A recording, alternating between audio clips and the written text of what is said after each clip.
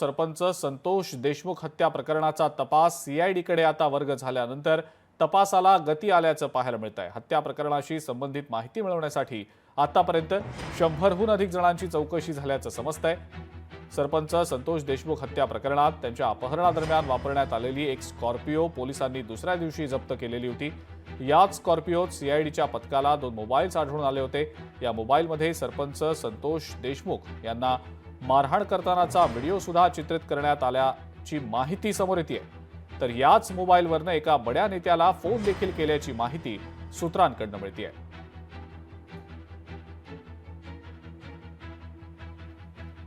विकास माने आपले बीडचे प्रतिनिधी या संदर्भातली अधिक माहिती आपल्याला देत आहेत। विकास, जे 2 मोबाईल आढळले गेलेले होते या स्कॉर्पिओ गाडीमध्ये, त्यामध्ये नेमका कोणकोणता तपशील आहे? काही व्हिडिओ होते, एक फोन कॉल रेकॉर्डिंग्स देखील होत्या, अशा काही घडामोडी समोर येताना दिसतात, तशी माहिती समोर येताना दिसतेय। काय नेमकं यामागचं तथ्य आहे? कोणकोणत्या या गोष्टी आहेत ज्या आता तपासादरम्यान आणखी समोर येऊ शकतात? अजिंक्य, निश्चितच ज्यावेळेस सरपंच संतोष देशमुख आहे त्यांचं अपहरण झालं होतं आणि याच अपहरणादरम्यान वापरण्यात आलेली जी काही ब्लॅक कलरची स्कॉर्पिओ गाडी होती, ती गाडी जी आहे त्या गाडीमध्ये जवळपास 2 मोबाईल जे आहेत ते आरोपींचे आढळलेले आहेत। आणि हेच मोबाईल जे आहेत ते पहिले सुरुवातीला पोलिसांनी ताब्यात घेतले होते आणि पोलिसांनी ताब्यात घेतल्याच्या नंतर आता हे मोबाईलचा जो डाटा आहे तो सीआयडीच्या माध्यमातून रिकव्हर केला जात आहे। आणि जर आपण पाहिलं तर मागील 4 दिवसांपासून सीआयडीचं जे पथक आहे ते बीडमध्ये तळ ठोकून आहे। सध्या मी बीड शहर पोलीस ठाण्याबाहेर उभा आहे आणि याच ठिकाणी आपण पाहू शकतो की सीआयडीचं जे पथक आहे ते या ठिकाणी पोहोचलेलं आहे। सकाळपासूनच या ठिकाणी चौकशीसाठी विविध या केसशी संबंधित जे काही व्यक्ती असतील त्यांना बोलवलं जात आहे, त्यांची चौकशी जी आहे ती केली जात आहे। ही सध्या सीआयडीची गाडी आपण या ठिकाणी पाहू शकतो। बीड शहर पोलीस ठाण्याच्या माध्यमातून याच ठिकाणी या संपूर्ण प्रकरणाची चौकशी जी आहे ती सुरू आहे आणि जवळपास आतापर्यंत या संपूर्ण प्रकरणामध्ये 100हून अधिक जणांचा जी चौकशी आहे ती करण्यात आलेली आहे आणि आज सकाळपासून 6 जणांची चौकशी जी आहे ती केलेली आहे। एकंदरीत जर पाहिलं तर याच संतोष देशमुख हत्या प्रकरणामध्ये ब्लॅक कलरची स्कॉर्पिओ जी गाडी पोलिसांना आढळून आली होती, त्याच स्कॉर्पिओ गाडीमध्ये 2 मोबाईल जे आहेत ते आढळून आलेले आहेत आणि ह्याच मोबाईलमधनं काही डाटा जो आहे तो रिकव्हर केला जात आहे आणि या माध्यमातून काही फोन जो आहे तो देखील एका बड्या नेत्याला करण्यात आला होता। तो नेमका बडा नेता नेमका कोण होता आणि जे काही आरोपी होते त्यांच्याकडे हे मोबाईल जे होते ते आढळून आले होते आणि या संपूर्ण प्रकरणाचा जो तपास आहे तो सध्या सीआयडीच्या माध्यमातून केला जात आहे। सध्या सीआयडीकडे 4 आरोपी जे आहेत ते ताब्यात आहे, त्यांची चौकशी जी आहे ती सुरू आहे आणि याच दरम्यान जे उर्वरित 3 आरोपी आहेत त्यांच्या अटकेच्या साठी विशेष पथक जे आहेत ते देखील रवाना झालेलं आहे। विविध ठिकाणी याची जी काही शोध आहे तो घेतला जात आहे आणि याच बीड शहर पोलीस ठाण्याच्या अखत्यारीत जे काही सीआयडीचं पथक असेल ते चौकशी करत आहे, तपास करत आहे आणि जवळपास 4 दिवसांपासून हे जे पथक आहे ते या ठिकाणी आपल्याला पाहायला मिळत आहे।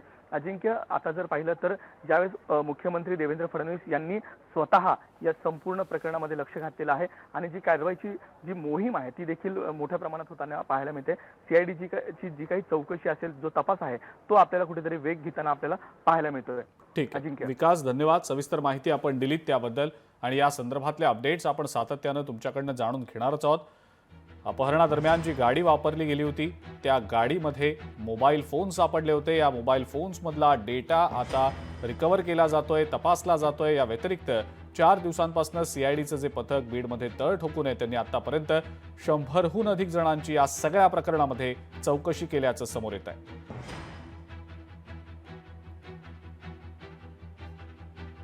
जे 2 फोन या स्कॉर्पिओ गाडीमध्ये सापडलेले होते त्यापैकी एका मोबाईलवरनं एका बड्या नेत्याला फोन देखील केला गेल्याची माहिती सूत्रांकडून मिळतेय।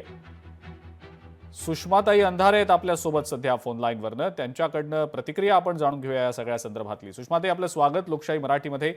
संतोष देशमुख हत्या प्रकरणामध्ये जी अपहरणादरम्यान स्कॉर्पिओ गाडी वापरली गेली होती या गाडीमधनं 2 फोन मिळालेले आहेत, मोबाईल फोन, आणि यातल्या एका मोबाईलवरनं एका बड्या नेत्याला फोन केला गेल्याची माहिती सूत्रांकडून मिळते। आपली पहिली प्रतिक्रिया? मुळात हत्या प्रकरणाला इतके दिवस उलटून गेले आणि ती स्कॉर्पिओ तेव्हाच कदाचित पोलिसांनी ताब्यात घेतली होती। ताब्यात घेतलेली स्कॉर्पिओ मधला 2 मोबाईल शोधायला जर 20 दिवस जात असतील तर आरोपी शोधायला काय 20 वर्ष लावणार आहेत काय? आणि ज्या पद्धतीने सतत बडा नेता, आका असे शब्द वापरले जातात आणि थेट बोलायचं टाळलं जातं, त्या अर्थी कुणालाही संतोष देशमुखांना न्याय द्यायचा आहे असं वाटतच नाहीये. जो तो आपापले काय पॉलिटिकल गेम करत आहे का, एक आपले स्कोर सेटल करण्याचा हा खेळ चालू आहे का, असं वाटायला लागतंय. अवघड आहे. बर पण हा तपास कुठेतरी आता गेल्या काही दिवसांमध्ये जेव्हापासून सीआयडी कडे वर्ग केल्या गेलेले प्रकरण त्यानंतर काहीसा वेग घेताना दिसतोय. काल मुख्यमंत्र्यांनी सुद्धा जे फरार आरोपी आहेत त्यांची संपत्ती जप्त करण्याचे आदेश दिले होते. या व्यतिरिक्त ज्या लोकांकडे शस्त्र परवाने नाहीत आणि तरी त्यांचे गोळीबार करतानाचे फोटो व्हिडिओ समोर आलेले होते त्याची शहानिशा करून कारवाई करण्याचे आदेश दिले गेले होते. त्याबद्दल सुषमाताई काय वाटतं? अरे दादा, समजून घ्या तुम्ही, परवाने नसताना शस्त्र बाळगणे ही एक वेगळी केस आहे. खंडणी ही एक वेगळी केस आहे. खून प्रकरण ही एक वेगळी केस आहे. त्यामुळे त्याची सरमिसळ करण्यात अर्थ नाही. अजूनही खून प्रकरणातले जे आरोपी आहेत ते मोकाटच आहेत, ते पकडलेलेच नाहीयेत. आणि याच्यावरती नुसतं गोल गोल फिरवलं जातंय. आपल्याला शस्त्र परवाने नसणाऱ्यांनी ज्यांनी शस्त्र बाळगली त्यांना पकडून असं काही दाखवलं जातंय की आम्ही त्या खून प्रकरणातले धागेदोरे पकडलेले आहेत. मुळात ते तसं नाहीये. हा लोकांना भ्रमित करण्याचा प्रयत्न आहे. परवाने नसताना शस्त्र बाळगणे हा एक वेगळा गुन्हा आहे, ज्याचा कन्सर्न जेव्हा लक्षात आणून दिला गेला तेव्हा त्याच्यामध्ये काही लोकांवर कारवाई झाली. परंतु खून प्रकरणातली जी काही कारवाई आहे ती अजूनही झाली नाही. आरोपी सापडत नाही म्हणजे काय? आपण सतत सगळेजण म्हणताय स्कॉटलँड यार्ड. अरे स्कॉटलँड यार्डमध्ये कदाचित घटना घडण्याच्या आधी पोलिसांना कळतं. आपलं 2 नंबरला याच्यासाठी घटना घडून गेल्यावर आपण पोस्टमार्टमला स्पॉट पंचनाम्याला पोचतो की काय? काय म्हणजे जे चाललंय चित्र एवढ्यातनं कुठे धाडी टाकल्या बरं आरोपी शोधण्यासाठी? आरोपी आढळू शकेल अशा किती ठिकाणी जाऊन धाडी टाकल्या? आरोपी सापडू शकेल अशा किती लोकांच्या चौकशा झाल्या? राजेश्वर चव्हाण सोडा, ते खूप लांबचं झालं. ज्या ठिकाणचे आरोपी आहेत त्या शहरांमधल्या किती ठिकाणी धाडी टाकल्या, किती ठिकाणी सर्च वॉरंट घेऊन पोलिसांनी सर्च ऑपरेशन केलं? कसली गती आहे बरं तपासाची? याला तपासाची गती म्हणत नाहीत, याला थंडा करके खावं असं म्हटलं जातं. हे सगळं वेळखाऊपणा आहे. म्हणजे वारंवार काही लोक पुन्हा रस्त्यावर येणार नाहीत. एकदा लोक आपोआप मॅटर शांत झालं की सगळं विसरायला होईल आणि ते विसरण्याची वाट बघितली जाते. कालचं प्राजक्ता माळींचं जे काही प्रेस कॉन्फरन्स होती ती सुद्धा या एकूण प्रकरणाला डायव्हर्ट करण्याचा प्रकार आहे. त्यामुळे माझ्यासारखा जो माणूस असतो, जो नागरिक म्हणून बघतो या सगळ्या प्रकरणाकडे, कारण मी गेल्या 15-20 दिवसात फार मौन बाळगून आहे, त्यामुळे आम्ही फार व्यथित होतो की अरे काय चाललंय हे सगळं. जो तो आपापले स्कोर सेटल करतोय, संतोष देशमुखांच्या हातेचं काय? तो प्रश्न अनुत्तरितच आहे. हो, ठीक आहे. सुषमाताई धन्यवाद, आपण प्रतिक्रिया दिलीत त्याबद्दल. सुषमा अंधारे होते आपल्यासोबत फोन लाईनवरनं आणि त्यांनी अनेक प्रश्न आता विचारलेले आहेत. तपास नेमका कुठपर्यंत आलाय, काय नेमकी तपास प्रकरणामध्ये प्रगती आहे, असे अनेक प्रश्न त्यांनी यावेळेला विचारलेले आहेत.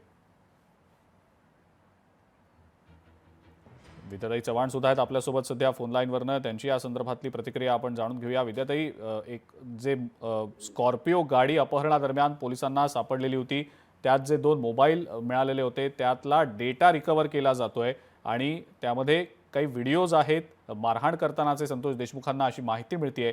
या व्यतिरिक्त एका बड्या नेत्याला फोन कॉल देखील केला गेल्याचा या मोबाईलवरनं सूत्रांनी या संदर्भातली माहिती दिली. आपली पहिली प्रतिक्रिया या सगळ्या संदर्भातली? नाही, याच्यामध्ये सरळ सरळ धनंजय मुंडे यांच्यावरती आरोप असताना सुद्धा त्यांच्या राईट हँड असलेल्या माणसाला अटक होत नाही. अजूनपर्यंत का होत नाही? मग गृह खातं काय करतंय असा प्रश्न पडलाय सगळ्यांना. एवढ्या मोठ्या प्रमाणात लोक रस्त्यावरती उतरले, बीडमध्ये सगळ्यांनी सरळ सरळ आरोप केलेले आहेत. लाखो लोक बोलतायत की ह्या माणसाचा हात आहे, तरी सुद्धा त्यांच्या केसालाही अजून धक्का लागत नाहीये. म्हणजे देवेंद्र फडणवीस कोणाची म्हणजे स्वतःची सत्ता सांभाळता आहेत का, काय करतायत काय? तिकडे सुरेश धस त्यांच्याच पक्षाचे आहेत ते सांगतायत, इकडे क्षीरसागर आहेत किंवा सोळंके आहेत, हे सगळेजण वेगवेगळ्या पक्षाचे लोक एकच बोलतायत, तरी सुद्धा अटक का होत नाही? आणि धनंजय मुंडेंची गुंडगिरी हे आपल्याला माहिती, आता ती उघड झालेली आहे सगळीकडे, तरी सुद्धा आणि आता तुम्हाला जे मोबाईल मिळालेले, म्हणजे पोलिसांचा तपास इतक्या संथपणे चाललेला आहे का की त्यांना एकेकाच्या गचांड्या धरून त्यांना आणायला काय होतं? धनंजय मुंडे जर मिनिस्टर असतील तर त्यांना पकडून आणलं पाहिजे. त्यांनी गुन्हा केलाय, गुन्हेगार आहेत ते. त्यांच्या उजवा हात आहे हे पंकजाताई मुंडे म्हणतायत. आणि धनंजय मुंडेंच्या पूर्वी हे गोपीनाथ मुंडेंची म्हणजे परंपरा चालत आलेली आहे गुन्हेगारीची आणि गुंड प्रवृत्तीची. हा. तर ही गुन्हेगारीला कुठेतरी चाप लावणार आहेत की नाही? हो मग हो गृह खातं काय करते? ठीक हे आहे, पकडले का नाही अजून गुन्हेगार? ठीक आहे, मुद्दा कळला आपला विद्यार्थी. मंत्र्यांना गुन्हा करायची मुभा दिलेली आहे की काय? की मंत्रीपद दिलं म्हणजे तुम्ही काही केलं तरी चालू शकतं असं झालंय का हल्ली? का फक्त सत्ता सांभाळणं एवढंच फडणवीसांचं काम आहे? ठीक आहे विद्यार्थी, मुद्दा कळला आपला. धन्यवाद, आपण लोकशाही मराठीशी बोललात आणि प्रतिक्रिया दिली त्याबद्दल. आपल्या सोबत सध्या सामाजिक कार्यकर्त्या अंजली दमानिया सुद्धा आहेत फोन लाईनवरनं. अंजलीजी, एक अपडेट समोर आलेली आहे. जी अपहरणादरम्यान स्कॉर्पिओ गाडी मिळालेली होती पोलिसांना, सीआयडी सध्या या सगळ्या प्रकरणाचा तपास तर करतीच आहे, मात्र या स्कॉर्पिओ गाडीत 2 मोबाईल देखील आढळले होते. त्यातला डेटा रिकव्हर होतोय. माहिती अशी समोर येते सूत्रांकडनं, जी माहिती मिळते त्यानुसार त्यात काही व्हिडिओज आहेत मारहाण करतानाचे. सोबतच एका बड्या नेत्याला फोन देखील त्या एका मोबाईलमधनं केला गेल्याची माहिती देखील सूत्रांकडनं मिळते. आपली या सगळ्या संदर्भातली पहिली प्रतिक्रिया? म्हणजे आज मी प्रतिक्रिया काय देऊ तेच कळत नाहीये, कारण मी आता बीडला आहे आणि इथली जी भयान परिस्थिती आहे इथल्या लोकांना भेटून, त्यातनं मला आता असं वाटतं की हे काय चाललंय काय आणि आपण कुठच्या दिशेने जातोय. आज जे तुम्ही म्हणतात की सीआयडीना स्कॉर्पिओ गाडी मिळाली आणि त्याच्यात 2 मोबाईल मिळाले, त्याच्यात रेकॉर्डिंग केलेलं मिळालं, म्हणजे हे त्यांना मारताना कोणीतरी सगळं रेकॉर्डिंग करत होतं. इतकी थर्ड क्लास माणसं आता झाली आहेत, इतकी थर्ड क्लास की एखाद्या व्यक्तीची मारहाण करतानाचे व्हिडिओज काढतायत ते, आणि ज्या बड्या नेत्याला फोन, त्याचा नंबर जर त्याच्यात असेल तर झाडून त्या नेत्याला बाहेर काढून आता खरंच त्याची लोकांच्या हातात दिलं पाहिजे की तुम्हाला जे योग्य वाटतं ते तुम्ही करा. हे काय चाललंय? काय चाललंय हे? तुम्ही म्हणजे व्हिडिओ रेकॉर्डिंग केली त्या माणसाला मारताना, शी किळस येते. म्हणजे विचार करून सुद्धा किळस येते आज. आणि हा जो डेटा आहे तो ताबडतोब जनतेपुढे आला पाहिजे. आणि आता जनता मालक आहे हे जे आपण लोकशाहीत म्हणतो, पण ते कधीही होताना आपल्याला दिसत नाही. ताबडतोब ते नाव जाहीर करा की कुठल्या बड्या नेत्याला फोन केला होता आणि कोण होता तो बडा नेता. ताबडतोब जाहीर करा कोण बडा नेता होता तो. ठीक आहे, ठीक आहे अंजलीजी, धन्यवाद. आपण लोकशाही मराठीशी बोललात, प्रतिक्रिया दिलीत त्याबद्दल. कोणता तो बडा नेता होता त्याचं नाव जाहीर केलं गेलं पाहिजे असं अंजली दमानियांनी आता लोकशाही मराठीशी बोलताना म्हटलेलं आहे. आपल्या सोबत सध्या रुपालीताई ठोंबरे देखील आहेत फोन लाईनवरनं. रुपालीताई, आपल्याला सुद्धा कदाचित ही बातमी कळली असेल, जी अपहरणासाठी स्कॉर्पिओ गाडी वापरली गेली होती, जी पोलिसांनी जप्त केलेली होती, त्यात 2 मोबाईल देखील त्यांना आढळलेले होते. त्यातल्या काही मोबाईल्समधनं डेटा जो रिकव्हर केला गेलेला आहे त्यात मारहाण करतानाचा व्हिडिओ चित्रित केला गेल्याचं समजतंय. सूत्रांनी त्या संदर्भातली माहिती दिली आहे. आणखीन एक मुद्दा म्हणजे एका बड्या नेत्याला त्यातल्या एका फोनवरनं, मोबाईलवरनं फोन केला गेल्याचं सुद्धा सूत्रांनी सांगितलंय. आपली या सगळ्या संदर्भातली पहिली प्रतिक्रिया? मुळामध्ये सरपंच देशमुख यांची जी हत्या झाली त्यातल्या कुठल्याही गुन्हेगारांना, मारेकरांना सोडणार नाही, हे उपमुख्यमंत्री देवेंद्र फडणवीस साहेब आणि अजितदादा मुख्यमंत्री देवेंद्र फडणवीस साहेब आणि उपमुख्यमंत्री अजितदादा यांनी आधीच सांगितलेलं आहे. पोलीस त्या दिशेने तपास करत आहेत. त्यांच्या हाती सगळे ते धागेदोरे सापडले आहेत. आता हे सगळे धागेदोरे हे त्या जे पकडलेले आरोपी आहेत त्यांच्या सोबत हे कोर्टामध्ये दाखल करणार. याच्यामध्ये कुठलाही मारेकरी, कुठलाही गुन्हेगार याला सोडणार नाही हे आधीच सांगितल्यामुळे, आणि जे उर्वरित गुन्हेगार आहेत त्यांना पकडण्यासाठी सुद्धा त्यांची संपत्ती जप्त करण्याचे आदेश गृह खात्याने दिलेले आहेत. त्यामुळे या तपासामध्ये पोलिसांची जी काही कामगिरी आणि जो तपास चालू आहे तो अत्यंत योग्य आणि कायद्याच्या न्यायिक दृष्टीने चालू आहे. त्यामुळे येणारा हे सगळा जो काही तपास आहे, हा अजून काही तपास इन्व्हेस्टिगेशन चालू आहे. ते पोलीस सगळ्या प्रेस कॉन्फरन्स घेऊन माध्यमांना जी काही चौकटीत माहिती देता येतील ती सगळी माहिती देणार.